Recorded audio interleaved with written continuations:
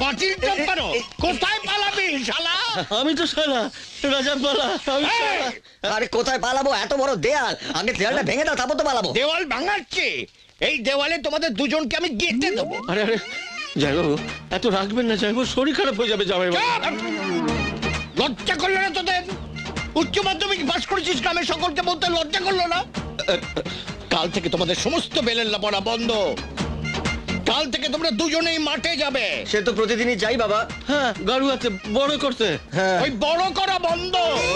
হ্যাঁ, কাল থেকে যাবে লাঙল চষতে, গরুর বদলে তোমরা লাঙল দেবে। এখন বাড়ি এসো। হ্যাঁ। বলে বড় বন্ধ করতে হয়। মামা, হ্যাঁ? আমাদের লাঙল চষাবে? আমরা দুজনে গরু হয়ে গেলাম মামা।